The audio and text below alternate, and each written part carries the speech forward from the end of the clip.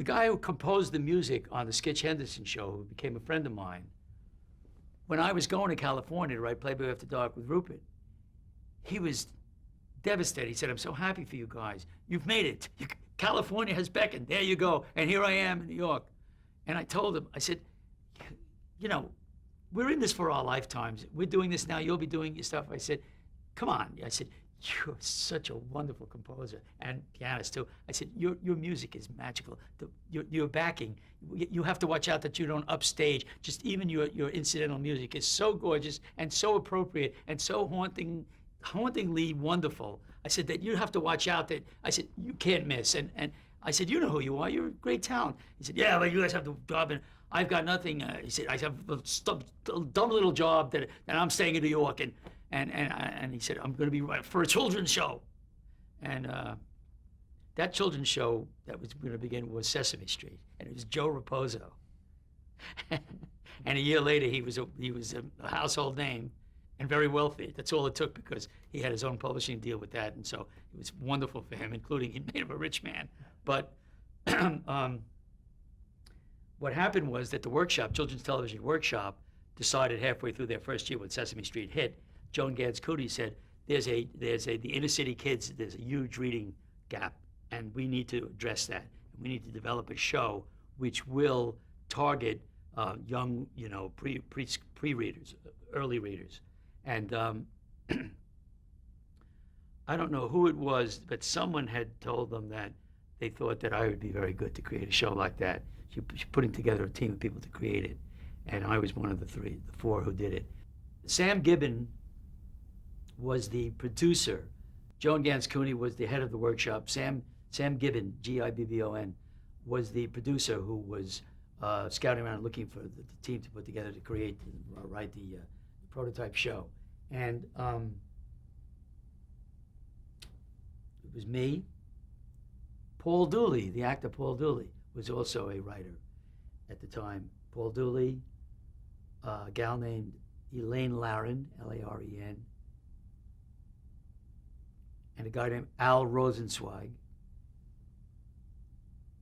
and a young beginning writer named Thaddeus Mumford, who later went on to work in California for a long time and one of the people who was a producer at MASH, among other shows. So that was the original team of writers that put the show together. We sat down, and Sam and Dave Connell, another executive, had brought in a lot of academicians. I can't say that word because I'm not one of them. And there was a lot, or plenty of curricula. Research, do you mean? Oh, there were, I think, 130 different experts in the field and researchers involved in feeding this endeavor, which was really, the purpose of it was to entertain, but the entertainment was to increase and tackle this lack of reading skills that was it was a sociological problem, which was that especially the inner city group was not, kids were way behind right away in reading. So we're dealing with, that's what it was all about. It was a teaching show, but the trick was, of course, to make it entertaining.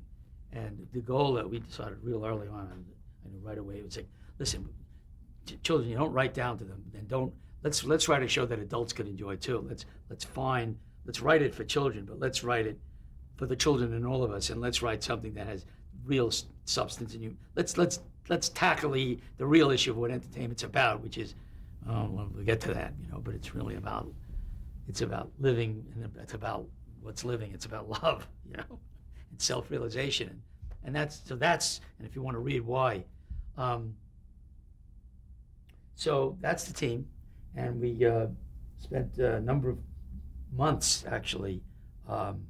Another person involved in this at the time who worked with the producers, she was, I guess, a producer too, was Naomi Foner. Naomi also turned out to do writing. She didn't on the show, but she wrote a feature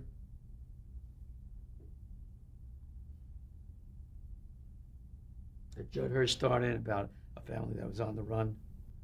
So we spent a number of months refining and coming up with the concept, and we realized that it was going to be a cafeteria-style show with we got information like short attention span at that age, and we got all the variables that we needed before we even attacked the curricula. We got the variables in terms of what we could understand about young children, and then crafted a format that would work.